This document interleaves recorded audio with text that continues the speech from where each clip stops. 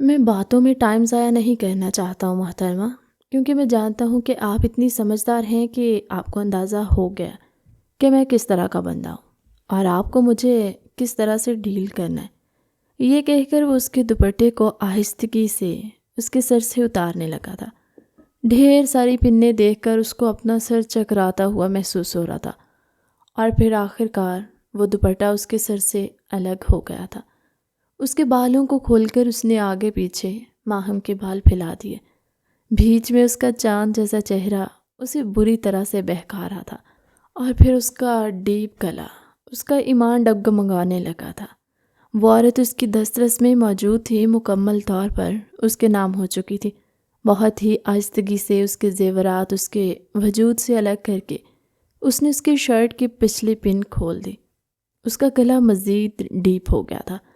اب اس کے سینے کے نشیب و فراز اور صاف نظر آ رہے تھے۔ وہ اپنی انگلیاں اس کی گردن پر لے کر گیا اور ہولے ہولے پھیرنے لگا۔ ایک سسکی اس کی ماہم کے منہ سے نکلی۔ اس نے اپنا چہرہ اس کے سینے میں چھپا دیا تھا۔ وجدان نے بہت آہستگی سے خود سے دور کیا۔ تم سوچ بھی نہیں سکتی میں تم سے کتنی محبت کرتا ہوں۔ یہ کہہ کر وہ اس کے ہونٹوں پر جھک گیا اور اس کے نچلے ہونٹ کو کاٹنے لگا تھا۔ اس نے وجدان کے کالر کو اپنے ہاتھوں میں جکڑنے کی کوشش کی، مگر اس نے بہت ہی آہستگی سے ماہم کے ہاتھ اپنے کالر سے ہٹا کر اپنی انگلیوں میں پھنسا لیے اور اس کے بازو کو اس کے سر کے ساتھ لگا گیا۔ وہ مکمل طور پر ایک سائے کی طرح اس پر سوار تھا۔ اس کے نچلے ہونٹ کو چھوڑتا اب وہ اس کے دونوں ہونٹوں کو چومنے لگا تھا۔ بہت ہی آہستگی سے اور پیار کے ساتھ وہ اپنی محبت اس پر نچھاور کر رہا تھا۔ اس کا ایک ہاتھ آزاد کر کے وہ اس کی کمر پر لے آیا تھا اور اسے خود سے مزید قریب کیا۔ ان دونوں کے جسم ایک دوسرے کا حصہ ٹچ ہو رہے تھے۔ برسوں کی آگ تھی جس نے آج حال میں بجھنا تھا۔ تم سوچ بھی نہیں سکتی تم میرے دل کے کتنے قریب ہو۔ اس کے ہونٹوں کو آزاد کرتا وہ پھر سے اس کے کانوں میں جھکا تھا۔ غربت کے لمحات میں اپنے محبوب کے منہ سے اظہار محبت سننا انسان کو مزید بہکاتا ہے۔ یہ بات کوئی وجدان کو سمجھاتا جو کہ محترمہ کے جذبات کو بری طرح سے بھڑکا رہا تھا۔ اب اس کی گردن پر جھک گیا تھا اور اس کی گردن کو ہولے ہولے کاٹنے لگا۔ وہ وہاں پر نشان بنا رہا تھا جبکہ وہ اس کے بالوں میں انگلیاں پھیر رہی تھی۔ وہ اسے خود سے دور ہٹانا بھی چاہتی تھی اور اسے خود میں سمونا بھی چاہتی۔ بری طرح سے بے چین ہو رہی تھی جبکہ اس کی بے چینی سے لطف اندوز ہوتا ہوا اس پر اپنی محبت نچھاور کیے جا رہا تھا۔ اس نے اسے کمر سے پکڑ کر تھوڑا سا اوپر کی طرف کھینچا اور ایک بار پھر سے اس کے ہونٹوں کو چومنے لگا، لیکن اس بار اس کی شدت میں اضافہ ہوا تھا۔ جب وہ اس سے الگ ہوا تو ماہم نے اپنے منہ میں خون کا ہلکا سا ذائقہ محسوس کیا۔ اس نے برا سا منہ بنایا تھا، یہ تو کچھ بھی نہیں ہے، یہ تو میری قربت کا 1% بھی نہیں ہے، ابھی تو تم نے 99% مزید سہنا ہے، کیا تم وہ سب کچھ برداشت کر پاؤ گی؟ اس کی آنکھوں میں دیکھتا ہوا اسے سوال کر رہا تھا۔ کیا آپ کو کوئی شک ہے؟ وہ اسی کی آنکھوں میں دیکھتی ہوئی دیدہ دلیری سے بولی، تم مجھے اس طرح سے زیادہ اچھی لگتی ہو۔ میں تمہیں یہی کہنے والا تھا کہ جب تم میرے پاس آؤ تو اپنی شرم کو سائڈ پر رکھ کر آؤ۔ وہ اس کی شرٹ کو ہاتھ لگاتے ہوئے بولا۔ اس کی دیدہ دلیری فوراً ہی غائب ہوئی تھی کیونکہ اب وہ اس کی شرٹ کو اس کے وجود سے الگ کرنے کا ارادہ رکھتا تھا۔ وہ اس کے دونوں ہاتھوں کو پکڑ چکی۔ کیا ہوا؟ کہاں پر گئی تمہاری بہادری؟ وہ میں پہلے لائٹ تو آف کر دوں، اس نے کانپتے ہوئے لہجے میں کہا تھا، مگر میں تو تمہیں دیکھنا بھی چاہتا ہوں، محسوس بھی کرنا چاہتا ہوں اور خود میں بسانا بھی چاہتا ہوں۔ پلیز، مجھے اس طرح سے شرم آ رہی ہے۔ آپ کہتی تھی، کیا مجھ سے شرماتی نہیں؟ کیونکہ پہلے مجھے اندازہ نہیں تھا کہ اس قدر بے شرم ہوں گے۔ اس کے خفگی سے کہنے پر وہ اس کو اپنے سینے سے لگا چکا تھا۔ اس کے جسم کو محسوس کرتا ہوا وہ اپنے اندر اٹھتے ہوئے جذبات کو محسوس کر کے اپنے کنٹرول کو کھو رہا تھا۔ اس نے اس کے بیک زپ کھولی اور اس کی شرٹ کو اس کے کندھوں سے نیچے ڈھلکایا اور پھر سٹرپ بھی نیچے کیا۔ اب اس کے صاف، شفاف اور سفید کندھے اس کی نظروں کے سامنے تھے، جن پر ایک ساتھ 3 تل موجود تھے اور وہ ان تینوں پر انگلی پھیرا تھا جبکہ وہ آنکھیں میچ کر اس کے سامنے لیٹی تھی اور اپنے آپ کو کمپوز کرنے کی کوششوں میں ہلکان ہو رہی تھی۔ اس کے وہم و گمان میں بھی نہیں تھا کہ وجدان اس قدر رومانٹک ہوگا۔ اس نے تو سمجھا ہوا تھا کہ وہ سیدھا سادہ سا کھڑوس سا بندہ ہے، مگر یہاں پر تو وہ اس کی جان نکالنے کے در پہ تھا۔ سچ کہا ہے کسی نے، کتاب کو اس کے کور سے جج نہیں کرتے۔ محترمہ سے بھی یہی غلطی سرزد ہوئی تھی۔ وہ آپ اس کے کندھے پر موجود ان تلوں کو چومنے لگا، اس کے ساتھ ساتھ اس کے پیڑ پر اور اس کی کمر پر بھی ہاتھ پھیرا تھا۔ کبھی وہ اس کے سینے میں اپنا چہرہ چھپا لیتی اور کبھی اس کی کمر پر ناخنوں سے خراشیں لگاتی، کبھی وہ اس کے سینے کو زخمی کرنے لگتی۔ یہ ساری چیزیں وجدان کو لطف اندوز کر رہی تھی، کیونکہ وہ اسے اپنی قربت میں بہکی ہوئی بہت پیاری لگ رہی تھی۔ جب وہ اس کی قربت نے اپنا کنٹرول کھوتی تو وجدان کے جذبات مزید بھڑکنے لگتے تھے۔ وہ لڑکی اس کی پہلی محبت تھی، جس کو اس نے بے تحاشا چاہا تھا، اور ساری زندگی وہ اس کو اسی طرح سے ہی چاہنا چاہتا تھا۔ وجدان نے اس نرم لہجے میں اس کا نام پکارا، پلیز لائٹ آف کر دے، میں اس طرح سے تھوڑی سی کنفیوز۔ اگلے ہی لمحے وجدان نے لائٹ آف کر دی۔ اب وہ صرف اس کے جسم کو محسوس کر سکتا تھا اور تھوڑا تھوڑا اس کے چہرے کو دیکھ سکتا تھا، لیکن یہ بھی اس کے لیے کافی تھا۔ اس کی شرٹ کو اس کے وجود سے الگ کیا۔ اب وہ اس کے سامنے اپنے حسن کے نظارے پیش کر رہی تھی۔ شرم کے مارے اس نے اپنے ہاتھوں کو اپنے آگے باندھ لیا۔ بہت ہی آہستگی سے وجدان نے اس کے دونوں ہاتھ اٹھائے تھے۔ آج مجھ سے شرمانے کا دل نہیں ہے محترمہ، شرمانے کا وقت گزر چکا۔ یہ کہہ کر وہ جھک گیا اور پھر قطرہ قطرہ اسے اپنی محبت میں بھگونے لگا تھا۔ جیسے جیسے رات سرکتی چلی جا رہی تھی، وہ دونوں ایک دوسرے میں ڈوبتے چلے جا رہے تھے۔ ایک بات جو ماہم نے شدت سے نوٹ کی تھی وہ یہ تھی کہ وہ اس کے بارے میں بہت زیادہ نرم دل کا مالک تھا۔ ذرا سی بھی اس کو تکلیف ہوتی تو وہ فوراً سے نرم پڑ جاتا اور پہلے اسے پوچھتا، اسے اجازت لیتا، اس کے بعد اس پر اپنا حق جماتا۔ وہ پوری رات اس کی محبت میں بھیگتی رہی۔ اس کے لبوں پر دل فریب سے مسکراہٹ پھیلی ہوئی تھی۔ جب صبح وہ سو کر اٹھی تو اس کے سینے پر سر رکھے سو رہا تھا۔ اس وقت اس نے صرف اور صرف وجدان کی شرٹ پہنی ہوئی تھی۔ شرم کے مارے اس کا برا حال تھا۔ اس نے وجدان کو اٹھانا چاہا تو وجدان نے اس کی کمر پر اپنے بازو رکھ کر اسے خود سے مزید قریب کر لیا تھا اور اس کے وجود کی نرمی کو محسوس کرنے لگا۔ دیکھیں، بہت ٹائم گزر گیا ہے، مجھے لگتا ہے کہ ہمیں باہر چلنا چاہیے۔ دن کے 2 بج رہے ہیں۔ یہ سن کر وہ ہڑبڑا کر اپنی جگہ سے اٹھ بیٹھا۔ ابھی تھوڑی ہی دیر پہلے جب وہ اٹھا تھا تو 8 بجے کا وقت تھا۔ اس نے گھڑی دیکھی تو صرف 9 بج رہے تھے، مگر اس وقت تک وہ بھاگ کر واش روم میں گھس گئی تھی۔ تم سے تو میں بدلہ لے کر آؤں گا، تم مجھ سے بچ کر رہنا۔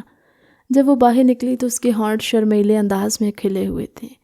وجدان کی قربت نے اس کو مکمل طور پر نکھار دیا تھا۔ وہ ڈریسنگ ٹیبل کے سامنے جا کر کھڑی ہوئی تو وجدان نے اس کے گرد اپنے دونوں بازوؤں کے بند باندھے۔ I really love you my lady. I love you too.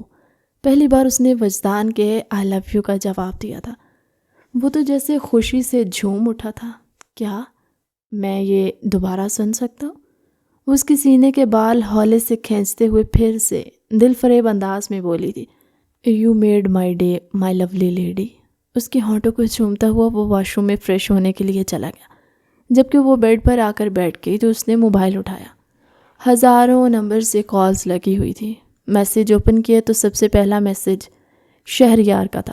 Hello pretty lady, کب ملنے آ رہی ہو مجھ سے؟ ہمارا پلان کہاں تک پہنچا ہے؟ یہ پڑھ کر اس کا دل زور سے دھڑکا تھا۔ اس نے بے اختیار اپنی آنکھیں موندی۔ ماضی کبھی بھی اس کا پیچھا چھوڑنے والا نہیں تھا۔ چند ماہ پہلے ماہم اس وقت 5 اسٹار ہوٹل میں بیٹھی وہاں پر موجود سب لوگوں سے بیزار نظر آ رہی تھی۔ بلیک کلر کی سکرٹ کے ساتھ وائٹ کلر کی سلک کی شرٹ، پاؤں میں بلیک کلر کی اونچی ہیل اور جیولری کے نام پر اس کے کانوں میں 2 چھوٹے چھوٹے ٹاپس تھے۔ کلائی میں راڈو کی گھڑی، ورساچی کا بیگ۔ وہ اس 5 اسٹار ہوٹل میں سب سے نمایاں ہو رہی تھی۔ یار اس کا مینیو کتنا بورنگ ہے، لگ ہی نہیں رہا کہ ہم کسی 5 اسٹار ہوٹل میں ہیں۔ ماہم کی آوازیں سن کر مریم نے اپنی نگاہیں اٹھائی تھی اور کسیانی سے ہنسی۔ یار اگر تمہیں سچ بتاؤں تو میں بھی یہاں پر پہلی بار آئی ہوں۔ یہ مجھے بالکل بھی اندازہ نہیں تھا کہ تمہیں مینیو پسند نہیں آئے گا۔ چلو ہم کسی اور جگہ پر چلتے ہیں۔ ارے نہیں نہیں، اب اس کی ضرورت نہیں ہے، میں نے جلدی گھر پہنچنا ہے۔ تمہیں تو پتہ ہے اگر تھوڑی سی لیٹ ہو جاؤں تو بابا میرے لیے پریشان ہو جاتے ہیں، یا میں تمہارے بابا سے ایک بار ضرور ملوں گی۔ مریم کی بات سن کر ایک لمحے کے لیے وہ گڑبڑائی اور پھر اگلے لمحے خود پر قابو پاتے ہوئے بولی، ہاں کیوں نہیں، جیسے ہی وہ لندن سے واپس آتے ہیں میں تم سے ان کی ملاقات کرواؤں گی، پھر ہم سارا دن ہلا گلا کریں گے۔ یس، ہم بہت زیادہ انجوائے کرنے والے ہیں۔ ویسے تم نے کبھی مجھے اپنی فیملی کے پکچرز نہیں دکھائی؟ ہاں، مجھے یاد کروانا، وہ میرے دوسرے موبائل میں۔ اس نے ایک اور بہانہ بنایا، اور اب وہ کافی کنفیوز تھی کیونکہ جو ڈشز مریم نے آرڈر کی تھی وہ تو ان کے نام بھی پہلی بار سن رہی تھی۔ ان ڈشز کو کیسے کھاتے ہیں اسے بالکل بھی اندازہ نہیں تھا، مگر وہ یہ سب کچھ مریم کے سامنے بول کر شرمندہ نہیں ہونا چاہتی تھی۔ وہ اپنے چہرے پر مسلسل کسی کی نظروں کی تپش محسوس کر رہی تھی۔ نگاہیں اٹھا کر دیکھا تو بلیک سوٹ میں ایک آدمی بیٹھا ہوا تھا جس کی عمر 28 یا 29 کے قریب تھی۔ وہ پسندیدہ نظروں سے اس کے چہرے کو دیکھ رہا تھا۔ ماہم کا دل زور سے دھڑکا، اس کے لبوں پر دل فریب سی مسکراہٹ پھیل گئی۔ جب بھی امیر کبیر مرد حضرات اس کی طرف پسندیدہ نظروں سے دیکھتے تھے تو اسے ایک انجانی سی خوشی محسوس ہوتی۔ جب کھانا آیا تو وہ ہونکوں کی طرح کھانے کو گھورنے لگی۔ کیا ہوا ہے؟ کچھ بھی نہیں۔ اسے جیسے سمجھ آیا کہ اس نے کھانا کھانا شروع کر دیا۔ مریم نے بھی اس کو ٹوکنا مناسب نہیں سمجھا تھا۔ خوشگوار ماحول میں کھانا کھایا گیا۔ ہائے اللہ، میں مر گئی، یہ کہہ کر مریم جلدی سے ٹیبل کے نیچے بیٹھ گئی تھی۔ کیا ہوا ہے؟ بھائی یہاں پر آ گئے، ڈاکٹر نے مجھے باہر کا کھانا کھانے سے منع کیا تھا، میں بھائی سے چھپ کر یہاں پر آئی تھی۔ دراصل مریم باہر کا کھانا کھانے کی وجہ سے بیمار پڑ جاتی تھی، اسی وجہ سے ڈاکٹر نے اس کو سختی سے ہدایت کی ہوئی تھی۔ وجدان خان اس کے معاملے میں بہت زیادہ پوزیسو تھا، اور اگر وہ اس کی بات نہیں مانتی تھی تو اس کو ڈانٹا بھی تھا۔ کچھ نہیں ہوتا یار، تم خواہ ہی ڈر رہی ہو۔ ماہم کی نظریں وجدان پر جم گئی تھی۔ بلا شبہ وہ ایک چارمنگ پرسنالٹی کا مالک تھا۔ بلو کلر کے 3 پیس سوٹ میں وہ بہت ہی ہینڈسم لگ رہا تھا۔ توبہ، یہ تو پوری آفت ہے، وہ منہ میں بڑبڑائی۔ ٹھیک کہہ رہی ہو یار، یہ کسی آفت سے کم نہیں ہے۔ مریم اس کی آواز سن چکی تھی، مگر وہ سمجھ نہیں پائی تھی کہ ماہم کس سینس میں بات کر رہی ہے۔ ادھر مریم صاحبہ سیٹ پر آ کر بیٹھی تھی اور ادھر وجدان صاحب نے ان کو پہچان لیا۔ وہ کھانا کھا کر واپس جا رہے تھے۔ وجدان اپنے کولیگ سے ایکسکیوز کرتا ہوا ماتھے پہ بل ڈالے اس کے قریب آیا اور کرسی کھینچ کر بیٹھ گیا۔ اس نے ماہم کو نہیں دیکھا تھا۔ کیا میں آپ سے پوچھ سکتا ہوں؟ آپ کی تو ابھی ایک بہت ہی امپورٹنٹ کلاس چل رہی تھی، تقریباً آدھے گھنٹے پہلے۔ اس نے ماہم کو کال کر کے پوچھا تھا، اور آپ یہاں پر پھر سے وہی چیزیں کھا رہی ہیں؟ آپ کو پتہ ہے نا کہ آپ کی طبیعت خراب ہو جاتی ہے۔ اس کے لہجے میں خفگی تھی۔ اس کی کوئی غلطی نہیں ہے، یہ میرے کہنے پر آئی ہے۔ خوبصورت سی نسوانی آواز پر اس نے اپنی گردن پھیری، جہاں پر وہ حسن کی ملکہ اپنے بالوں کی لٹوں کو اپنی انگلی کے گرد گھما رہی تھی۔ I'm really sorry، مجھے اندازہ نہیں تھا کہ اس کو باہر کا کھانا منع ہے۔ اگر مجھے پتہ ہوتا تو میں کبھی بھی اسے اپنے ساتھ لے کر نہ آتی۔ وہ ماتھے پر بل ڈال کر مریم کو مصنوعی خفگی سے گھورتے ہوئے بولی، اور پھر اس کے ساتھ ہی اس نے اپنی پلکیں جھکا لی تھی۔ ماہم کے چہرے پر بلا کی معصومیت پھیلی ہوئی تھی۔ وجدان کے لیے اپنی نگاہیں ہٹانا مشکل ہو گیا تھا۔ بھائی پلیز اس بار معاف کر دیں۔ بہن کی آواز سن کر وہ ہوش کی دنیا میں واپس آیا تھا۔ اوہ کوئی بات نہیں، ٹھیک ہے، آپ لوگ انجوائے کریں، آپ بیٹھیں، ہم آپ کے لیے کچھ آرڈر کر دیں۔ اس نے ہاتھ ہلا کر ویٹر کو بلانا چاہا تو وجدان چاہ کر بھی انکار نہ کر پایا تھا۔ ٹھیک ہے، کھانا نہیں، بس ایک جوس کا گلاس۔ اسی وقت ہی وجدان کو ایک امپورٹنٹ کال آئی تھی۔ وہ انہیں چھوڑ کر جانا نہیں چاہتا تھا مگر مجبوری تھی۔ وہ ایکسکیوز کرتا ہوا وہاں سے چلا گیا، لیکن جانے سے پہلے وہ بل پے کر کے گیا تھا۔ ماہم نے بھی خدا کا لاکھ لاکھ شکر ادا کیا کیونکہ یہاں کا بل بہت زیادہ تھا جو اس کی اوقات سے باہر تھا۔ اگر وہ سارے پیسے یہاں پر لگا دیتی تو پھر اگلے پورے مہینے کے لیے اس کا ہاتھ تنگ ہو جاتا۔ ماہم اپنے ڈرائیور کے ساتھ وہاں سے چلی گئی جبکہ وہ ہوٹل سے نکل کر پارکنگ ایریا میں آ کر کھڑی ہو گئی۔ ہیلز میں اس کے پاؤں درد کرنے لگے تھے۔ اس نے دائیں پاؤں سے اپنی ہیل نکالی جب اسے ایک انجان مردانہ آواز سنائی دی، یہ وہی آدمی تھا جو ہوٹل میں بیٹھا اس کو پسندیدہ نظروں سے دیکھ رہا تھا۔ وہ اس کے پاؤں کو دیکھ کر گھٹنوں کے بل اس کے قریب بیٹھا۔ ماہم نے اپنا پاؤں پیچھے کرنے کی زحمت نہیں کی، بلکہ وہ جانتی تھی کہ اس طرح کی امیر ذاتوں کو کیسے اپنے قابو میں کر دیں۔ کیا میں دیکھ سکتا ہوں؟ اب کی بار ماہم نے اپنا پاؤں پیچھے کی طرف کھینچ لیا۔ نہیں، وہ لب بھینچ کر اٹھ کر کھڑا ہوا۔ شہر کا سب سے بڑا بزنس مین، ایک بہت بڑے وڈیرے کا بیٹا، شہریار خان۔ شہر کی سب لڑکیاں اس پر مرتی تھی۔ اس نے ہمیشہ لڑکیوں کو اپنے آس پاس گھومتے ہوئے پایا۔ ماہم اس کی زندگی میں آنے والی پہلی خوبصورت عورت ہے جس نے اس پر صرف ایک ہی نظر کر ڈالی، وہ بھی سرسری سے۔ جس انداز میں وہ مسکرائی تھی، وہ دیکھ کر شہریار کنفیوز ہو گیا تھا۔ سمجھ نہیں پا رہا تھا کہ ماہم اس پر ہنس رہی ہے یا اس کو سگنل دے رہی۔ آپ اس وقت یہاں پر کیا کریں گے؟ سردیوں کے دن تھے، اس لیے جلد ہی شام ہو جاتی تھی۔ مریم کو اس وقت اپنی خالہ جان کے گھر جانا تھا۔ اس کا روٹ چینج تھا، اسی وجہ سے وہ اس کو ڈراپ کیے بغیر ہی نکل گئی۔ اس نے مریم سے جھوٹ بولا کہ اس کا ڈرائیور اس کی گاڑی پارکنگ ایریا میں چھوڑ کر چلا گیا۔ حقیقت میں تو نہ اس کے پاس ڈرائیور تھا اور نہ ہی اس کی کوئی گاڑی تھی۔ غریب گھرانے سے تعلق رکھتی تھی جس کے باپ کا اس کے بچپن میں ہی انتقال ہو گیا تھا۔ اس کی ماں سلائی کرتی، دوسروں کے کپڑے سی کر اپنے بچوں کا پیٹ پالتی۔ اسے بچپن سے ہی امیر ہونے کا شوق تھا اور دولت حاصل کرنے کے لیے وہ کسی بھی حد سے گزرنے کے لیے تیار ہو سکتی تھی۔ چھوٹی سی عمر سے ہی اس نے لڑکوں سے دوستیاں سٹارٹ کر دی۔ وہ ان کو اپنی محبت کے جھوٹے جال میں پھنساتی۔ جب تک اسے ان سے امیر لڑکا نہیں مل جاتا تب تک وہ ان سے پیار بھری باتیں کرتی، اور پھر جیسے ہی کوئی اچھا شکار ملتا تو وہ پچھلے کو چھوڑ دیتی۔ وہ اس حد تک چالاک تھی کہ اس نے کبھی بھی کسی لڑکے کے ہاتھ میں اپنی کمزوری نہیں تھمائی تھی۔ اسے پتا تھا کہ لڑکوں کو کیسے اپنے پیچھے پاگل کرنا ہے۔ وہ اپنے حسن کو بہت ہی اچھے طریقے سے کیش کر رہی تھی۔ اس کی 2 بڑی بہنیں بھی تھیں جو اسے بالکل الٹ تھی۔ اس کی سب سے بڑی بہن اکثر ہی اس کو سمجھاتی کہ یہ سب کچھ نہ کرو، جیسی ہو ویسی بن کر رہو، لیکن وہ اس کی باتوں کو مذاق میں ٹال جاتی۔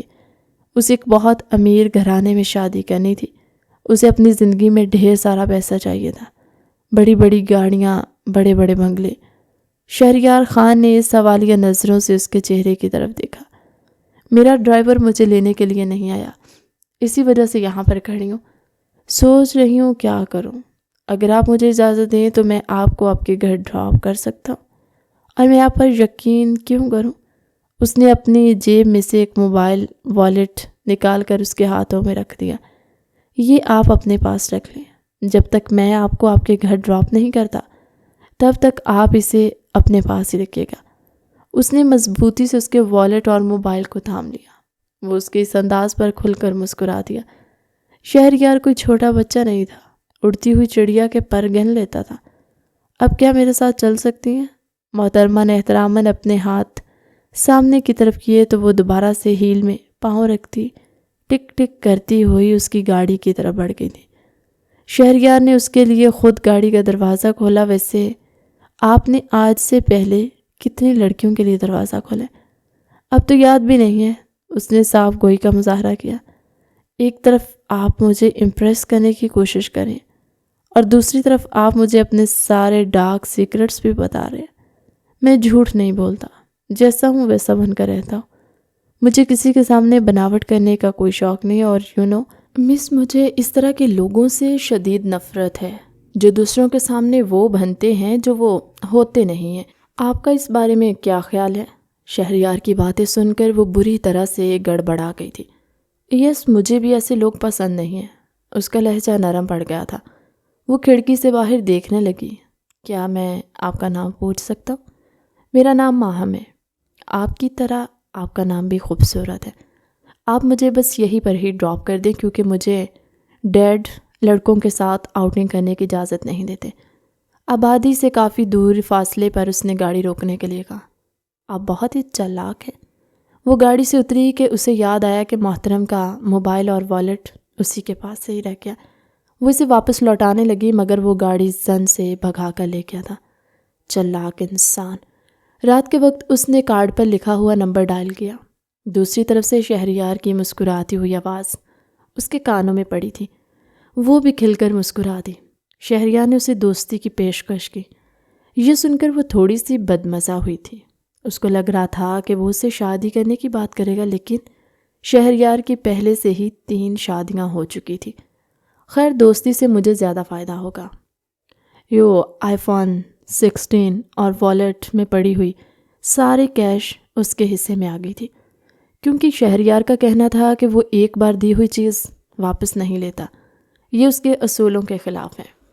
اس کے تو وارے نیارے ہو گئے تھے۔ اگلے دن جب وہ آئی فون 16 لے کر مریم کے پاس گئی تو وہ اپنے چہرے پر ہاتھ رکھتے ہوئے پرجوش انداز میں بولی، یار تمہارے ڈیڈ کتنے اچھے ہیں۔ میرے ڈیڈ مجھے ابھی تک ٹال رہے ہیں، دیکھو تو میرے پاس ابھی بھی آئی فون 12 ہے۔ بھائی نے مجھ سے وعدہ کیا تھا کہ اگر اس بار میرا رزلٹ اچھا آیا تو وہ مجھے لے کر دیں گے۔ مریم اس سے مزید امپریس ہو گئی تھی۔ کل رات وہ وجدان سے بھی اسی کے بارے میں باتیں کر رہی تھی۔ وجدان بھی ماہم کے حسن سے بہت زیادہ امپریس ہوا تھا۔ اس کے حسن سے زیادہ وہ اس کی معصومیت پر اپنا دل ہار بیٹھا تھا۔ جس انداز سے وہ باتیں کر رہی تھی، جس انداز سے وہ وجدان کو دیکھ رہی تھی، یہ سب کچھ اس کے دماغ میں نقش ہو گئے تھے۔ وہ چاہ کر بھی ان ساری چیزوں کو اپنے ذہن سے نہیں نکال پا رہا تھا۔ اس دن وہ مریم کو لینے کے لیے آیا تو ماہم اس کے ساتھ ہی تھی۔ یار آؤ، میں تمہیں ڈراپ کر دیتی ہوں۔ نہیں، اس کی ضرورت نہیں ہے، تم لوگوں کو زحمت ہوگی۔ ارے زحمت کی کیا بات ہے، تم چلو میرے ساتھ۔ مریم نے اس کا ہاتھ پکڑا تھا اور اس کو زبردستی اپنے ساتھ گاڑی میں کھینچا تھا۔ وہ پچھلی سیٹ پر جا کر بیٹھ گئی تھی۔ وجدان نے فرنٹ میرر سیٹ کیا۔ وہ اپنے چہرے پر وجدان کی نظروں کی تپش کو محسوس کرتے ہوئے بری طرح سے کنفیوز ہو رہی تھی۔ حالانکہ آج سے پہلے نہ جانے کتنے لڑکوں سے وہ ملاقات کر چکی تھی، مگر کبھی بھی کسی لڑکے نے اسے اس انداز سے نہیں دیکھا تھا۔ وہ بہت ہی پیار بھری اور میٹھی نظروں سے اس کو دیکھ رہا تھا۔ گاڑی جھٹکے سے رکی۔ وہ اپنا توازن برقرار نہیں رکھ پائی اور وجدان کی سیٹ سے جا کر لگی۔ آپ ٹھیک تو ہیں؟ اس کی فکر مندی میں ڈوبی ہوئی آواز اس کے کانوں میں پڑی۔ یس آئی ایم اوکے، اپنے سر کو مسلتے ہوئے اس نے غصے سے کہا تھا۔ اس کے لہجے کو محسوس کرتا وہ تھوڑا سا شرمندہ ہوا تھا۔ وہ بہت ہی سیدھا سادہ سا بندہ تھا۔ جو بات اس کے دل میں ہوتی وہی اس کی زبان میں ہوتی۔ اسے یوں کھینچ تان کر باتوں کو لمبا کرنا بالکل بھی پسند نہیں تھا۔ پچھلے 1 ہفتے سے وہ مسلسل اسی کے بارے میں ہی سوچ رہا تھا اور چاہتا تھا اپنے خیالات کا اظہار کرے اور اس کے ساتھ ایک مضبوط تعلق قائم کرے۔ ویسے بھی ماما بابا نے اس پر شادی کے لیے برڈن کافی زیادہ بڑھا دیا تھا۔ آپ کو میں کس اینگل سے ڈرائیور لگ رہا ہوں مس؟ یہ سن کر وہ گڑبڑا گئی تھی۔ سوری، میں سمجھی نہیں، اس نے اپنے مخصوص معصومانہ انداز میں سوال کیا۔ میں آپ سے پوچھ رہا ہوں کہ میں آپ کو کس اینگل سے آپ کا ڈرائیور لگ رہا ہوں؟ کسی بھی اینگل سے نہیں تو پھر آپ پیچھے کیوں بیٹھی ہوئی ہیں؟ فرنٹ سیٹ پر آ کر بیٹھیں۔ مجھے تھوڑا سا آکورڈ لگ رہا ہے اور ریئلی سوری، میرے مائنڈ میں نہیں رہا، مجھے معاف کیجیے گا۔ میں نے آپ کو ایسا محسوس کروایا، میری ایسی کوئی بھی انٹینشنس نہیں تھی۔ ابھی نہیں، سوری کی ضرورت نہیں ہے، میں آپ کے ساتھ مذاق کر رہا تھا۔ چند لمحے یوں ہی خاموشی سے گزر گئے تھے۔ وہ بہت ہی آہستہ گاڑی ڈرائیو کر رہا تھا۔ اس نے پہلے مریم کو اس کے گھر ڈراپ کیا تھا۔ اپنی بہن سے پہلے ہی بات کر لی تھی کہ آج وہ اپنے دل کا اظہار ہر حال میں کر کے رہے گا۔ میں آپ سے بات کرنا چاہتا ہوں، مجھے امید ہے آپ میری بات تحمل سے سنیں گی اور برا منائے بغیر مجھے جواب دیں گی۔ جی، آپ کے دل میں جو کچھ بھی ہے آپ کہہ سکتی ہیں، اس نے نگاہیں چراتے ہوئے شرماتے ہوئے دھیرے لہجے میں کہا تھا۔ مجھے باتوں کو طول دینا نہیں آتا، میں بس آپ کو یہ بتا دینا چاہتا ہوں کہ میں نے آپ کو پہلی نظر دیکھا تو آپ مجھے اپنے دل کے بے حد قریب لگی تھی۔ شروع میں مجھے لگا کہ یہ اٹریکشن ہے، وقت گزرنے کے ساتھ کم ہو جائے گی، مگر یہ میری غلط فہمی ثابت ہوئی۔ آپ صبح و شام میرے حواسوں پر سوار رہنے لگی ہیں۔ اب میں چاہ کر بھی آپ کو اپنے ذہن سے نہیں نکال پا رہا۔ میں آپ کو پسند کرنے لگا اور آپ سے شادی کرنا چاہتا ہوں۔ دیکھیے، مجھے غلط مت سمجھیے گا، میں بس آپ کو وہ بتا رہا ہوں جو میں آپ کے لیے محسوس کرتا ہوں۔ اس کے بعد آپ کا جو بھی فیصلہ ہوگا مجھے منظور ہوگا۔ اس کا دل زور زور سے دھڑک رہا تھا۔ اسے ڈر لگ رہا تھا کہیں ایسا نہ ہو ماہم اس کو انکار کر دے، کیونکہ وہ اس لڑکی کو کھونا نہیں چاہتا تھا۔ زندگی میں پہلی بار کوئی لڑکی اسے اپنے دل کے بے حد قریب لگی تھی۔ کیا آپ 100% شور ہیں؟ کیا آپ مجھے پسند کرتے ہیں؟ کیونکہ آج کل کے دور میں تو ہر کوئی آپ سے پسندیدگی کا اظہار کرتا ہے، مگر کوئی بھی آپ کو اپنانے کے لیے تیار نہیں ہوتا۔ میں نے اسی وجہ سے سب سے پہلے آپ سے نکاح کی بات کی ہے۔ جب تک آپ سے نکاح نہیں کروں گا تب تک آپ سے کوئی بھی فضول فرمائش نہیں کروں گا، اور نہ ہی آپ کی اجازت کے بغیر آپ کے قریب آؤں گا۔ یہ boyfriend girlfriends relationship والا کلچر مجھے بالکل بھی پسند نہیں ہے۔ ان ساری چیزوں میں میرا دم گھٹتا ہے۔ جی آپ ٹھیک کہہ رہے ہیں، مجھے بھی یہ چیزیں اچھی نہیں لگتی، مگر میں چاہتی ہوں کہ اس سے پہلے ہم لوگ ایک دوسرے کو تھوڑا سا جان لیں۔ اس کے لیے بات کرنا ضروری ہے، کیونکہ اگر صرف آپ کو دیکھ کر بھی آپ کو جان سکتا تو قسم اٹھا کر کہتا ہوں پورا دن آپ کے چہرے کا دیدار کرتا رہتا، کیونکہ جتنا میں آپ کے بارے میں جانوں گا میرا تجسس مزید بڑھے گا اور میری محبت میں مزید اضافہ ہوگا۔ ماہم کا دل بھی عجیب سے انداز میں دھڑک رہا تھا۔ اسے آج سے پہلے کبھی بھی کسی نے اس طرح سے پرپوز نہیں کیا تھا۔ ہاں، بہت ہی امیر زادے اس کی زندگی میں آتے تھے، لیکن وہ صرف اور صرف دل بہلانے تک ہی محدود تھے۔ ماہم ان کا دل بہلاتی تھی اور بدلے میں وہ اس سے ڈھیر ساری شاپنگز وغیرہ کرواتے تھے، اور ان کی ڈیل یہیں پر ہی تھی۔ آج تک کسی نے بھی اسے شادی کی پیشکش نہیں کی تھی۔ وہ صرف اور صرف ایک دوسرے کے ساتھ انجوائے کرتے تھے، اور پھر جب وقت پورا ہو جاتا تو ایک دوسرے کو چھوڑ دیتے۔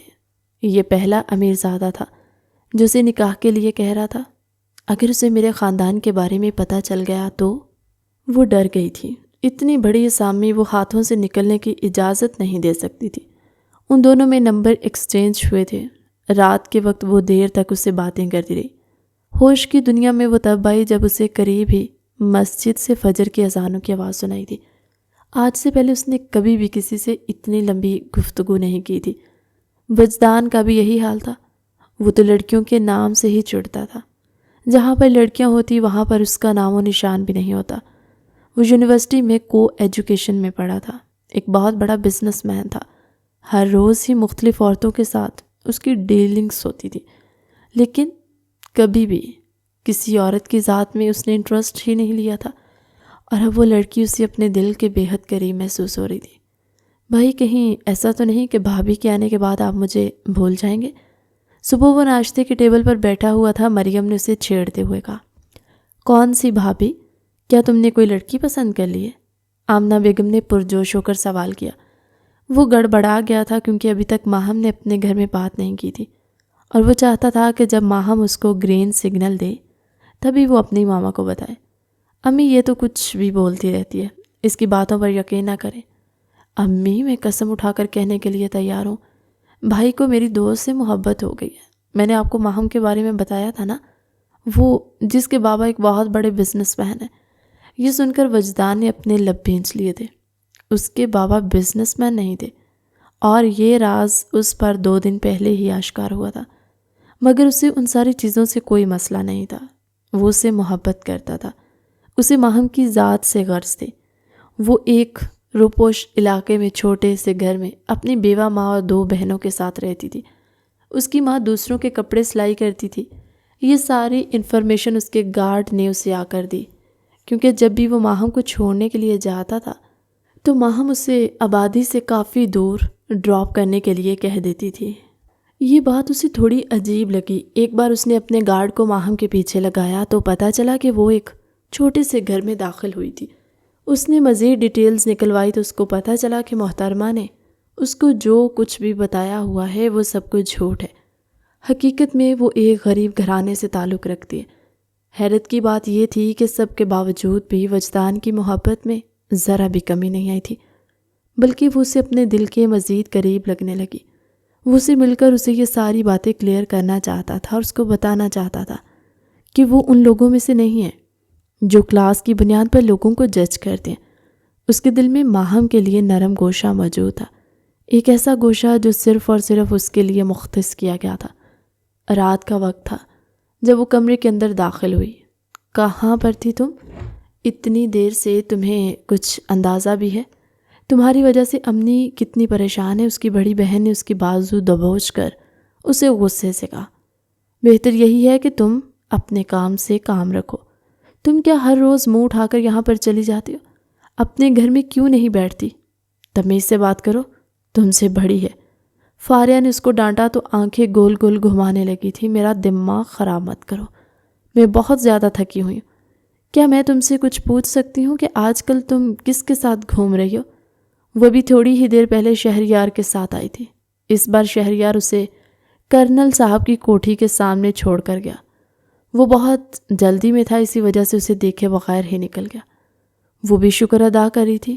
کرنل صاحب کی کوٹھی کی بیل بجا کر وہ سامنے کھڑی تو ہو گئی تھی، لیکن اب اسے ڈر بھی لگ رہا تھا کیونکہ کرنل صاحب کی بیوی بہت ہی بدتمیز تھی۔ غریب لوگوں کو وہ کسی خاطر میں نہیں رکھتی تھی۔ جس بات کا ڈر تھا وہی ہوا تھا کہ اس کی بیوی سے منہ ماری کر کے جب وہ واپس آئی تو آپ بہنیں اس کا دماغ خراب کرنے کے لیے تیار کھڑی تھی۔ میں بہت زیادہ تھکی ہوئی ہوں، مجھے اپنے کمرے میں جانا ہے اور آرام کرنا ہے۔ پہلے اماں کی بات سن لو، وہ تمہیں کب سے یاد کر رہی ہیں۔ میں صبح بات سن لوں گی۔ وہاں تھوڑی سی شرم پیدا کر لو اپنے اندر۔ وہ پچھلے 5 گھنٹوں سے بیٹھی تمہارا انتظار کر رہی ہیں۔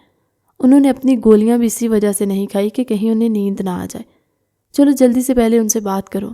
آ رہی ہوں باجی، اس نے بیزاریت بھرے انداز میں جواب دیا۔ صفیہ بیگم نے اسے دیکھ کر ایک ٹھنڈی سانس خارج کی تھی۔ یہ ان کی سب سے چھوٹی لاڈلی اور سب سے پیاری بیٹی تھی۔ انہیں دکھ اس چیز کا تھا کہ وہ غلط راہ پر چل پڑی تھی۔ وہ چاہ کر بھی اسے نہیں روک پا رہی تھی۔ مجھے تم سے ایک بہت ہی ضروری بات کرنی ہے، بیٹھو یہاں پر۔ پہلے میری بات سکون سے سننا اور پھر اس کے بعد اپنے خیالات کا اظہار کرنا۔ پہلے مجھے میری بات مکمل کرنے دینا۔ وہ سنجیدگی سے گویا ہوئی تھی۔ بولیں اب، میں سن رہی ہوں۔ اپنے ناخنوں کو دیکھتی ہوئی وہ لاپرواہی سے بولی، یہ تمہارے پاس اتنے پیسے کہاں سے آئے؟ اس کی بہن اس کا بیگ اٹھا کر کمرے کے اندر داخل ہوئی تھی۔ شہریار نے اسے اچھے خاصے پیسے دیے تھے کیونکہ وہ اسے بیٹ جیت گئی تھی۔ پاکستان اور انڈیا کے میچ میں اس نے کہا تھا پاکستان ہارے گا۔ شہریار نے اسے کہا تھا کہ اگر تم جیت گئی تو بدلے میں تمہیں 10 لاکھ کی رقم دوں گا۔ ویسے بھی یہ رقم اس کے لیے معمولی تھی، انہیں واپس میرے بیگ میں رکھے۔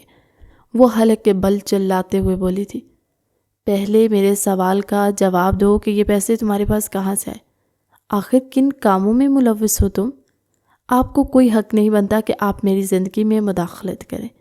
اسی وقت ہی ندا کا ہاتھ اٹھا اور اس کے چہرے پر نشان چھوڑ گیا۔ بس بہت ہو گیا۔ آپ ہوتی کون ہے مجھے مارنے والی؟ جب میری ماں زندہ ہے تو آپ ہوتی کون ہے مجھ سے سوال جواب کرنے والے؟ جا کر اپنے گھر میں کیوں نہیں بیٹھ جاتی؟ شوہر سے بنتی نہیں ہے۔ ہر دوسرے روز مار کھا کے ہمارے گھر پر ہمارے سینوں پر مونگ دلنے کے لیے چلی آتی ہوں۔ نفرت کرتی ہوں میں آپ سے۔ اس کی بہن پھٹی پھٹی آنکھوں سے اس کے چہرے کو دیکھ رہی تھی جس نے نفرت کی انتہا کر دی تھی۔ ماہم، خدا کا واسطہ ہے چپ کر جاؤ، میں تمہارے سامنے ہاتھ جوڑتی ہوں۔ صفیہ بیگم چلائیں تو وہ ہوش کی دنیا میں آئی تھی۔ اس کی بڑی بہن شادی شدہ تھی لیکن اس کا شوہر نشئی تھا، جس کی وجہ سے ہر دوسرے روز ہی وہ مار کھا کر اماں کے گھر پناہ لینے کے لیے آتی۔ اس میں اس کا کوئی قصور نہیں تھا، قسمت ہی ایسی تھی جسے اس نے قبول کر لیا تھا۔ وہ وہیں پر ہی بیگ اور پیسے پھینک کر چلی گئی۔ اس نے پیسے جلدی سے اپنے بیگ میں ڈالے۔ یہ میری دوست کے ہیں، اس کا باپ نشئی ہے، اس نے میرے پاس حفاظت کے لیے رکھوائے۔ ماں کی آنکھوں میں دیکھتے اس نے ہمیشہ کی طرح جھوٹ بولا۔ آپ بتائیں کہ آپ کیا کہہ رہی تھی؟ تمہاری پھپھو نے تمہارا رشتہ مانگا ہے، انکار کر دو۔ حماد امریکہ چلا گیا ہے۔ مجھے اس مزدور سے شادی نہیں کرنی اماں، میں نے آپ کو پہلے بھی بتایا تھا۔ مجھے اس انسان کی ذات میں کوئی دلچسپی نہیں ہے۔ تمہیں کیا لگتا ہے تمہارے لیے کسی شہزادے کا رشتہ آئے گا؟ آپ دیکھ لیجئے گا، چند ہی دنوں کے اندر شہزادہ آپ کے قدموں میں بیٹھ کر میرے لیے ہاتھ مانگے گا، اس نے پریقین انداز میں کہا۔ اماں سے بحث کر کے وہ اپنے کمرے میں تو آ گئی تھی لیکن اب وہ پریشان ہو رہی تھی کہ اگر وہ اسے رشتہ لینے کے لیے کہتے اور وہ یہاں پر آ جاتا تو وہ اس کو کیا جواب دیتی۔ اس نے تو اس کے سامنے بڑی بڑی بھڑکے ماری تھی کہ میں ایک امیر باپ کی بیٹی ہوں، ہمارے گھر میں گاڑیوں کی لائن لگی ہوئی اور یہاں پر اس کے پاس رکشے کے پیسے نہیں ہوتے تھے۔ یہ 10 لاکھ مجھے کسی اچھی جگہ پر لگانے چاہیے۔ اماں کو بولتی ہوں 1-2 مہینے کے لیے کسی بڑے گھر میں شفٹ ہو جاتے ہیں، یوں تھوڑی سی عزت بھی بچ جائے گی اور باقی کے سارے پیسے میں کسی طرح سے ارینج کر لوں گی۔ آخر شہریار کس دن کام آئے گا؟ وہ انہی چیزوں کے بارے میں سوچ رہی تھی جب اس کا موبائل بجنے لگا۔ اس نے دیکھا کہ وجدان کی کال آ رہی تھی۔ جلدی سے کال اٹینڈ کر لی تھی۔ مجھے تم سے ملنا ہے، مجھے بتاؤ کل تم کس ٹائم فری رہی ہو؟ میرے پاس صرف 1 گھنٹے کا وقت ہے، ہماری باتیں 1 گھنٹے میں پوری نہیں ہو سکتی۔ میرے پاس 3 یا 4 گھنٹے کا وقت نکال کر آنا، مجھے تم سے بہت ہی ضروری باتیں کرنی ہیں۔ اس کے لہجے میں سنجیدگی تھی۔ ایک لمحے کے لیے تو اس کا دل ڈولنے ہی لگا تھا، مگر اگلے ہی پل خود پر کنٹرول کرتے ہوئے بولی ٹھیک ہے، جو آپ کا حکم، آپ جتنے گھنٹے کہیں گے میں اتنے گھنٹے آپ کے نام کر دوں گی۔ دل فریب انداز میں کہتی ہوئی وہ ایک بار پھر سے اس کی دھڑکنوں کو منتشر کر گئی تھی۔ تم بہت اچھی ہو، پر پلیز جھوٹ بولنا چھوڑ دو، وہ دل ہی دل میں اسے مخاطب ہوتے ہوئے بولا تھا۔ اگلے دن وہ ہوٹل پہنچے تو وہ پہلے سے ہی بیٹھا اس کا انتظار کر رہا تھا۔ مجھے ساری باتیں کلیئر کرنا ہے، میں نہیں چاہتا کہ بعد میں کوئی بھی جھوٹ ہمارے رشتے کو خراب کرے۔ میں تمہاری حقیقت سے واقف ہو چکا ہوں، میں جانتا ہوں کہ تم ایک چھوٹے سے محلے میں رہتی ہو۔ دیکھو، میں تمہیں ڈیگریڈ نہیں کر رہا، میں بس تمہیں یہ بتانا چاہتا ہوں کہ مجھے ان چیزوں سے واقعی میں کوئی فرق نہیں پڑتا۔ میں تم سے محبت کرتا ہوں، تمہارے سٹینڈرڈ سے نہیں یا تمہاری فیملی بیک گراؤنڈ سے نہیں۔ پلیز مجھے سب کچھ کلیئر کر دو۔ وہ جو پہلے گڑبڑا گئی تھی، اس کی باتیں سن کر اس کے لبوں پر شاطرانہ سی مسکراہٹ پھیل گئی، یعنی اب وہ اسے دوسرے طریقے سے مینوپلیٹ کرنے والی تھی۔ اب اس نے اپنی مجبوری کا رونا اس کے سامنے رونا شروع کر دیا۔ اس کو بتا رہی تھی کہ پہلے میرے سٹینڈرڈ کی وجہ سے لڑکیاں مجھ سے گھن کھاتی تھیں، میرا مذاق بناتی تھی، پھر اپنے آپ کو زمانے کی بری باتوں سے بچانے کے لیے میں نے یہ سب کچھ کیا۔ میں ایسا نہیں کرنا چاہتی تھی۔ وہ ایک کامیاب اداکارہ تھی، اس میں کوئی شک نہیں تھا۔ وجدان جو کہ اس کے معاملے میں اپنے دل میں نرم جذبات رکھتا تھا، اس کی باتیں سن کر فوراً ہی پگھل گیا تھا۔ وہ اس کے ہاتھوں میں اپنا ہاتھ رکھتے ہوئے بولا، اپنے ماما پاپا کے سامنے تمہارے لیے سٹینڈ لینا میرا فرض ہے، تم صرف اپنی ماں کو منا لو۔ کیا تم سچ کہہ رہے ہو؟ کیا تم واقعی میرے لیے اس چھوٹے سے گھر میں بارات لے کر آؤ گے؟ میں تم سے پرومس کرتا ہوں اور میں اپنا کیا ہوا وعدہ کبھی نہیں توڑتا۔ گھر جا کر اس نے بھنگڑے ڈالنے شروع کر دیے تھے۔ اپنی بہنوں کو اور اپنی ماں کو گلے لگا کر ان کو وجدان کے بارے میں بتایا، اور شاید وہ اس خاندان کی پہلی بے شرم لڑکی تھی جو خود اپنے منہ سے اپنی ماں کو اپنی شادی کی تیاری کرنے کے لیے کہہ رہی تھی۔ کون ہے وہ؟ رات کے وقت اس کی ماں نے اس سے سوال کیا تو اس نے ساری ڈیٹیل اپنی ماں کو بتا دی۔ تمہیں وہ کہاں ملا؟ بس کر دی امی، اب مل گیا ہے تو شکر کرے کہ کوئی اچھا رشتہ اس گھر میں آیا، ورنہ آپ نے تو کوئی کسر نہیں چھوڑی تھی۔ مجھے بتاؤ، اس میں میرا کیا قصور ہے؟ تم لوگوں کو پالنے کے لیے میں نے کیا کچھ نہیں کیا، احسان نہیں کیا تھا۔ آپ نے ہم پر جو کچھ کیا ہے آپ کا فرض تھا۔ اس نے بدتمیزی کا مظاہرہ کیا۔ میں چاہتی ہوں کہ آپ اس کے سامنے کوئی بھی گری ہوئی بات نہ کریں، اور خبردار جو تم میں سے کسی نے اس کی ماں کے سامنے اپنی غریبی کا رونا رویا، فکر مت کرو، وہ تو ہمارا گھر دیکھ کر ہی ان کو اندازہ ہو جائے گا۔ اس دن اسے مریم کی بھی کال آئی تھی۔ وجدان ہر بات سے پہلے اپنی بہن کو آ کر بتاتا تھا، اور یہ چیز بھی ماہم کو زہر لگتی تھی۔ اس نے فیصلہ کیا تھا کہ شادی کے بعد سب سے پہلے مریم کو اپنے راستے سے ہٹائے گی۔ اب وہ لڑکی اس کی آنکھوں میں کھٹکنے لگی، حالانکہ اس کا کوئی قصور نہیں تھا، وہ معصوم سی اپنے کام سے کام رکھنے والی۔ ادھر اس کی وجدان سے شادی کی تیاریاں شروع ہو گئی تھی، اور ادھر وہ ابھی تک شہریار کے ساتھ رابطے میں تھی۔ ان کی دوستی اب کافی مضبوط ہو چکی تھی۔ شہریار ہر دوسرے روز ہی اسے ملنے کے لیے بلاتا اور اس کے ساتھ گھومنے کے لیے جاتا تھا۔ اسے اپنے ساتھ ایک خوبصورت لڑکی چاہیے ہوتی تھی جس کی کمی محترمہ پوری کرتی تھی۔ جب اس نے شہریار کو اپنی شادی کے بارے میں بتایا تو وہ تھوڑا سا اداس ہو گیا تھا۔ کہیں ایسا تو نہیں کہ شادی کے بعد تم مجھے بالکل ہی بھول جاؤ؟ کیا تم شادی کے بعد مجھے بھولے ہو؟ نہیں، تو پھر میں کیوں بھولوں گی؟ وہ خباثت بھرے انداز میں مسکراتے ہوئے بولی۔ شہریار نے چوتھی شادی بھی کر لی تھی، لیکن اس کے ساتھ ہی اس نے پہلی بیوی کو بھی طلاق دے دی۔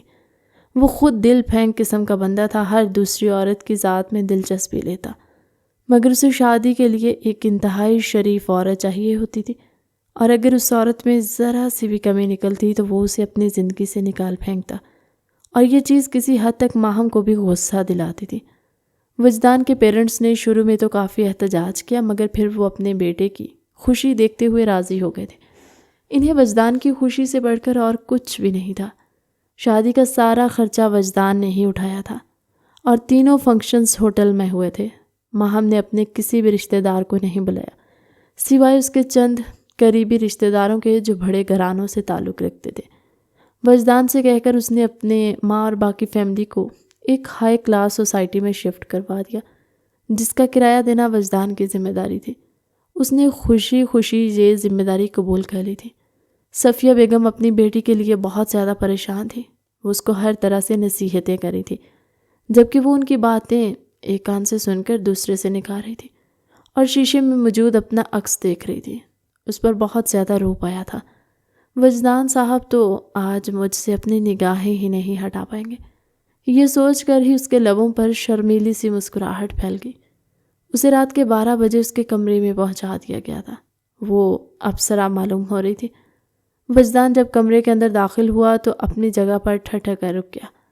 دل کی دھڑکنوں سے اپنے کانوں میں سنائی دے رہی تھی۔ وہ اس کے قدموں کی چاپ کو محسوس کرتے ہوئے دھیرے سے مسکرا دی، جبکہ وہ اس کی مسکراہٹ پر نثار ہو گیا تھا۔ میں تم پر قربان جاؤں، اس نے پشتو میں کہا تو وہ حیرت کا اظہار کرتے ہوئے اس کے چہرے کی طرف دیکھنے لگی، یوں جیسے اسے سمجھ ہی نہ آئی ہو۔ تمہیں پشتو نہیں آتی کیا؟ نہیں خان صاحب، وہ دل فریب انداز میں مسکراتے ہوئے بولی۔ میں نے تمہیں کہا ہے I love you۔ وہ اس کے کانوں میں جھکتا ہوا اس کے کانوں کی لو کو کاٹتا ہوا دل فریب انداز میں بولا، جبکہ وہ خود میں مزید سمٹنے لگی تھی۔ پوری رات وہ اس پر اپنی محبت لوٹاتا رہا تھا، اور صبح اٹھتے ہی سب سے پہلے اسے شہریار کی طرف سے میسج موصول ہوا، جو پھر سے اسے ملنے کی ضد کر رہا تھا۔ اسے بھی اس میں کوئی برائی نظر نہیں آ رہی تھی۔ وجدان کی بھی دوستیں ہوں گی، اگر میں اس کی زندگی میں مداخلت نہیں کرتی تو اسے بھی کوئی حق نہیں ہے میری زندگی میں مداخلت کرنے کا۔ اسے وجدان سے کوئی خاص محبت نہیں تھی، یہ شادی اس نے صرف اور صرف اس کے پیسے کی وجہ سے کی تھی۔ ادھر ان دونوں کا ولیمہ ختم ہوا اور ادھر اس نے ضد شروع کر دی تھی کہ مجھے گھومنے کے لیے ترکی جانا ہے۔ وجدان کی کچھ امپورٹنٹ میٹنگز تھی اور کچھ ڈیلز بھی کلیئر کرنی تھی۔ اس نے اس سے 1 مہینے کا وقت مانگا۔ رات کے وقت جب وہ کمرے میں داخل ہوا تو وہ بلیک ساڑی پہنے شیشے میں کھڑی، اس کا پیٹ بھی تھوڑا سا نظر آ رہا تھا۔ یہ دیکھ کر اس کے ماتھے پر بل پڑ گئے۔ ماہم نے یہ ساڑی 5 لاکھ کی لی تھی۔ اس کی الماری ڈھیر سارے قیمتی کپڑوں سے بھری ہوئی تھی، مگر اس کے باوجود وہ شاپنگ پر فضول کے پیسے خرچ کر رہی تھی۔ اس کی ساس نے صرف اس سے اتنا ہی کہا تھا کہ تم تھوڑا سا سوچ سمجھ کر پیسہ لگایا کرو۔ اس بات کا بھی اس نے بتنگڑ بنایا تھا اور اپنی ساس سے لڑ کر بیٹھ گئی۔ ابھی وہ شہریار سے ملنے کے لیے جا رہی تھی کیونکہ اس کو لگا تھا وجدان آج رات گھر واپس نہیں آئے گا، مگر اسے دیکھ کر وہ کنفیوز ہو گئی۔ اگلے ہی پل وہ اپنے آپ کو کمپوز کرتے ہوئے بولی، آپ کے لیے تیار ہو رہی تھی میں۔ یہ سن کر وہ تھوڑا سا مطمئن ہو گیا، اور پھر اگلے ہی لمحے وہ ایک بار پھر سے اس کے اپنے بازوؤں میں سمیٹ چکا تھا، جبکہ ماہم کا دھیان بار بار بھٹک کر شہریار کی طرف جا رہا تھا۔ وہ اس کے سینے پر سر رکھ کر لیٹی ہوئی تھی۔ تو مجھے تھوڑی سی ڈسٹرب نظر آ رہی ہو۔ آپ کی امی کو میں پسند نہیں ہوں، وہ ہر وقت مجھ سے لڑائیاں کرتی ہیں۔ اس کے لیے یہ اچھا موقع تھا کیونکہ وجدان اس کی قربت میں بری طرح سے بہکا ہوا تھا۔ اب کیا ہوا ہے؟ وہ اس کا چہرہ اپنے ہاتھ سے اٹھاتے ہوئے بولا، انہوں نے مجھے سب ملازماؤں کے سامنے ذلیل کیا۔ انہوں نے مجھے کہا ہے کہ میں غریب گھرانے سے آئی ہوں اور ایک 2 ٹکے کی لڑکی ہوں۔ یہ ساری باتیں وہ خود سے بنا کر اسے سنا رہی تھی۔ ایسا نہیں ہو سکتا۔ آپ کو لگتا ہے کہ میں آپ سے جھوٹ بولوں گی؟ آج میرا دن اتنا برا گزرا ہے، میں آپ کو بتا نہیں سکتی۔ یہ کہہ کر وہ اٹھ بیٹھی اور بیڈ کی چادر سے اپنے آپ کو چھپانے کی کوشش کرنے لگی۔ اس کی آنکھوں میں آنسو دیکھ کر وہ بری طرح سے بے چین ہو گیا۔ اگلے ہی پل وہ اپنی شرٹ پہن کر کمرے سے باہر نکلا، جبکہ وہ بھی فریش ہونے کے لیے واش روم میں چلی گئی تھی۔ اب آئے گا مزہ۔ اس رات وجدان ماہم کی وجہ سے اپنی ماں سے لڑا تھا۔ آمنہ بیگم نے تو توبہ کر لی تھی اور کانوں کو ہاتھ لگایا کہ وہ دوبارہ اس کے ساتھ پنگا نہیں کریں گی۔ جہاں تک مریم کا سوال تھا تو اس نے بھی اسے راستے سے ہٹا دیا۔ مریم کے بارے میں وہ ہر وقت ہی وجدان کے کان بھرتی کہ وہ بگڑتی جا رہی ہے، لڑکوں سے دوستی کرتی ہے، حالانکہ اس دن اس نے جان بوجھ کر کچھ لڑکے مریم کی طرف بھیجے اور پھر بعد میں اس انداز میں تصویریں کھینچی، لگ رہا تھا کہ وہ ان کے بے حد قریب کھڑی ہے اور ان کے درمیان کچھ چل رہا ہے۔ یہ تصویریں دیکھ کر وجدان غصے سے بے قابو ہوا۔ پہلی بار اس نے اپنی بہن پر ہاتھ اٹھایا تھا، جس پر وہ بعد میں شرمندہ بھی تھا۔ ماہم کو صرف اور صرف اس کے پیسوں سے غرض تھی۔ وہ جب بھی اسے بات کرتی، آئے روز کی شاپنگ سے وہ بھی تنگ آ گیا تھا۔ صرف یہی نہیں بلکہ محترمہ نے انسٹاگرام پر اپنا ایک پبلک اکاؤنٹ بھی کریٹ کر لیا تھا، جس میں وہ دوسرے انفلوئنسرز کی طرح ریلز اپلوڈ کرتی۔ اس اکاؤنٹ کی وجہ سے بھی اس کی وجدان سے بہت لڑائی ہوئی، لیکن پھر آخر کار وجدان نہیں اس کے سامنے گھٹنے ٹیکے۔ وہ اس کو خود سے دور نہیں کرنا چاہتا تھا اور نہ ہی اس کو ناراض کرنا چاہتا تھا۔ ہر بار ہی وہ اس کے سامنے آنسو بہا کر اپنی بات منوا لیا کرتے۔ تقریباً 2 مہینے کے بعد ہی اس نے مریم کی شادی کروا دی اور اب وہ حویلی کی اکیلی مالکن بن چکی تھی۔ اس کی ساس کی طبیعت خراب رہنے لگی تو وجدان نے اسے صرف اتنا کہا کہ تم اماں کو وقت پر دوائی دے دیا کرو، کیونکہ ملازمہ اکثر بھول جاتی ہیں۔ اس پر بھی اس نے تماشا لگایا تھا۔ اپنی ساس کو دوائی دینا تو دور کی بات، وہ تو ان کی خیریت دریافت بھی نہیں کرتی۔ صبح 9 بجے گھر سے باہر نکلتے اور آوارہ گردی کرنے کے 12 بجے واپس آتے۔ کئی بار تو ایسا ہوتا کہ وہ اس کے آنے سے پہلے گھر پر آ جاتا اور اس کا انتظار کرتے کرتے سو جاتا۔ اس نے ابھی تک شہریار کے ساتھ دوستی رکھی ہوئی تھی۔ صرف یہی نہیں بلکہ اس نے اپنی کلاس کے دوسرے مردوں کے ساتھ بھی گھومنا شروع کر دیا، جن میں زیادہ بزنس مین تھے۔ پورا دن وہ ان کی گاڑیوں میں گھومتی، ان کے پیسوں سے شاپنگ کرتی اور اپنی لالچی طبیعت کی وجہ سے اس کا دل نہیں بھرتا تھا۔ ایک دن وہ اپنے کولیگ کے ساتھ ایک میٹنگ کے سلسلے میں ہوٹل میں موجود تھا، جب اس کی نظر اپنی بیوی پر پڑی جو کسی غیر مرد کے ساتھ ہوٹل کے اندر داخل ہو رہی تھی۔ اچانک اس مرد نے اس کی بیوی کا ہاتھ تھام لیا۔ وجدان کا دم گھٹنے لگا۔ اس کو لگا کہ اس کی بیوی ایک جھٹکے سے اپنا ہاتھ آزاد کروائے گی، مگر ایسا نہیں ہوا تھا۔ وہ اس کے ہاتھوں میں ہاتھ ڈالتی ایک ٹیبل پر آ کر بیٹھی۔ تقریباً 5 منٹ ہی گزرے جب اس نے نگاہیں اٹھائیں۔ ماہم کی نظریں جب اس کے چہرے پر پڑی تو اس کا رنگ لٹھے کی طرح سفید ہو گیا۔ وجدان کو آج سے پہلے کبھی بھی اتنی شرمندگی نہیں ہوئی تھی۔ وہ دعا کر رہا تھا کہ اس کے کولیگ اس کی بیوی کو نہ پہچانے، ورنہ وہ ان کے سامنے کبھی بھی سر اٹھا کر نہ چل پاتا۔ وہ اپنے شوہر کو وہاں پر بیٹھا ہوا دیکھ کر فوراً ہی وہاں سے اٹھ کر چلے گئی۔ وجدان نے بھی ایک گہری سانس لی تھی، اپنی ٹائی کی ناٹ ڈھیلی کی تھی اور سانس لینے کی کوشش کی۔ کیا ہوا ہے، تم ٹھیک تو ہو؟ اس کے دوست نے اس کے کندھے پر ہاتھ رکھتے ہوئے سوال کیا۔ ہاں میں ٹھیک ہوں۔ حویلی واپس جانے کے بعد اس نے ماہم سے بات کرنے کی کوشش کی تو اچانک ہی اس کی طبیعت خراب ہونے لگی۔ وہ اسے ہسپتال لے کر گیا تو پتہ چلا وہ امید سے تھی۔ وجدان کے بات ماننے کے بغیر اس نے الٹا اس سے بحث کی تھی کہ میری زندگی اور میں جیسے چاہوں اپنی زندگی گزاروں۔ اس نے صرف ہاتھ ہی پکڑا تھا اور کیا کر لیا تھا؟ تم تو ایسے برتاؤ کر رہے ہو جیسے تم نے کبھی کسی عورت کا ہاتھ نہ پکڑا۔ دیکھو ماہم، مجھ سے یہ سب کچھ برداشت نہیں ہوتا۔ آئندہ میں تمہیں کسی بھی مرد کے ساتھ نہ دیکھوں۔ جب وہ امید سے ہوئی تو اس کی طبیعت بہت زیادہ خراب رہنے لگی تھی۔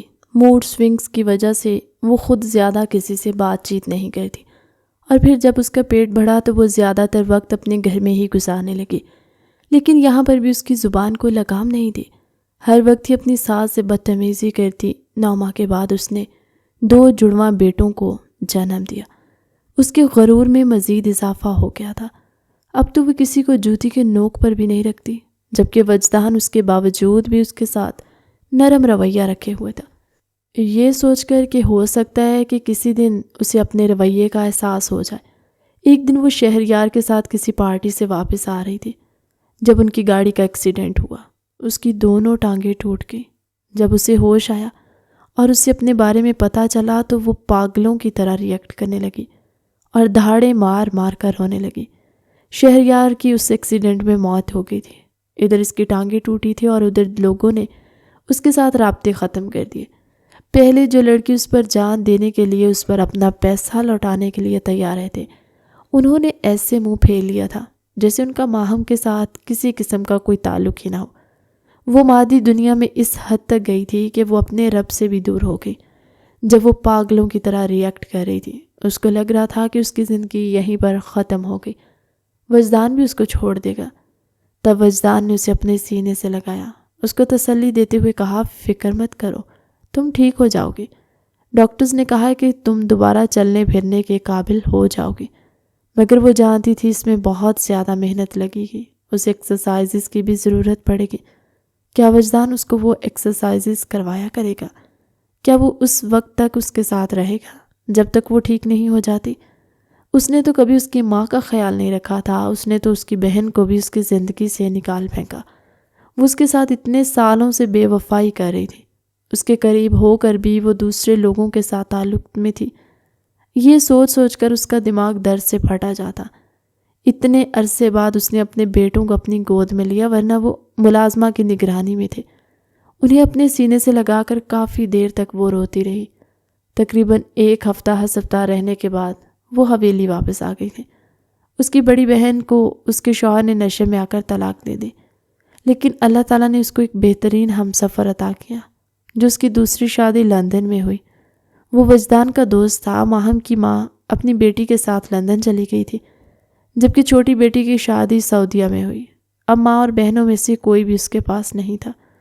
جس ساس کی اس نے خدمت کرنے سے انکار کر دیا، اب وہ کافی حد تک صحت یاب تھی۔ وہ اسے واش روم لے کر جاتی، چھوٹی چھوٹی ضروریات کا خیال رکھتی، نہانے میں اور دوسرے کاموں میں مدد دیتی۔ وہ اس کا خیال اپنی بیٹیوں کی طرح رکھتی۔ یہ سب کچھ دیکھ کر وہ بہت زیادہ شرمندہ ہوتی، ان سے اپنے ماضی کی غلطیوں کی معافی مانگتی۔ احساس ہو گیا تھا اسے کہ اس نے اپنی زندگی کے خوبصورت لمحات کو ضائع کر دیا۔ جو لوگ اس کی محبت کی، اس کی توجہ کے حقدار تھے، ان کو چھوڑ کر وہ ایسے لوگوں کے پیچھے بھاگتی رہی جو اس کے لیے بنے ہی نہیں تھے۔ وجدان پہلے سے بھی زیادہ اس کو توجہ دینے لگا اور اس سے محبت جتانے لگا۔ وہ روز اس سے یہی سوال کرتے کہ تم مجھے چھوڑ کر تو نہیں جاؤ گے؟ اور وہ مسکراتے ہوئے جواب دیتا، مجھے بتاؤ کہ کوئی سانس لینا بھی چھوڑ سکتا ہے؟ کیا تم سے میری سانسیں جڑی ہوئی ہیں؟ تمہیں چھوڑنے کا سوال ہی پیدا نہیں ہوتا۔ ماضی میں جو کچھ بھی ہوا اس کو ایک ڈراؤنا خواب سمجھ کر بھول جاؤ۔ وہ اس کے چہرے کو پیار سے تھپکتے ہوئے کہتا تو وہ مزید شرمندہ ہو جاتی۔ وجدان اور اس کی ساس کی کوششوں سے وہ 5 مہینوں کے بعد دوبارہ سے چلنے پھرنے کے قابل ہو گئی تھی۔ وجدان روز صبح سے ایکسرسائز کرواتا، اس کی خوراک و ڈائٹ کا بھی زیادہ خیال رکھتا، ہر 2 ہفتوں کے بعد ڈاکٹر سے چیک اپ بھی کرواتا۔ صحت یاب ہونے کے بعد وہ اپنی ساس، اپنے بیٹوں اور اپنے شوہر کے ساتھ عمرہ کرنے کے لیے گئی تھی۔ رات کے وقت وہ اس کے کندھے پر سر رکھ کر بیٹھی ہوئی تھی۔ تم سوچ بھی نہیں سکتے کہ میں خود کو کس قدر خوش قسمت ترین عورت تصور کرتی ہوں، جسے اللہ نے تم جیسا شوہر دیا ہے۔ تمہارے مجھ پر بہت سے احسانات ہیں، وہ میں کبھی بھی نہیں چکا پاؤں گی۔ یہ احسانات نہیں ہے، یہ وہ محبت ہے جس کی تم حقدار تھی۔ تم میری بیوی ہو اور تمہاری حفاظت، تم سے پیار جتانا، تم سے الفت ظاہر کرنا میری ذمہ داری ہے۔ یہ مجھ پر فرض ہے۔ اگر تم چاہتی تو تم اس وقت مجھے چھوڑ سکتے تھے، مجھ سے میرے کیے کا بدلہ لے سکتے تھے۔ بدلہ ان سے لیا جاتا ہے جس سے نفرت ہو، مگر تم تو میری محبت ہو، تم تو سرتا پاؤں محبت کے قابل ہو۔ تم سے میں کیسے بدلہ لے سکتا تھا؟ میں بس خدا کا شکر ادا کر رہا ہوں کہ تمہیں ہدایت مل گئی۔ چاہتا ہوں کہ تم ہمیشہ ہدایت کی راہ پر رہو۔ میں تم سے وعدہ کرتی ہوں دوبارہ کبھی بھی تمہیں تکلیف نہیں پہنچاؤ گی۔ اس نے ماضی کو مکمل طور پر خیر بات کہہ دیا تھا۔ کہانی کیسی لگی کمنٹ سیکشن میں اپنی قیمتی رائے کا اظہار ضرور کیجیے گا۔ ملتے ایک نئی مزیدار سی کہانی کے ساتھ اگلی ویڈیو میں، تب تک کے لیے اللہ حافظ۔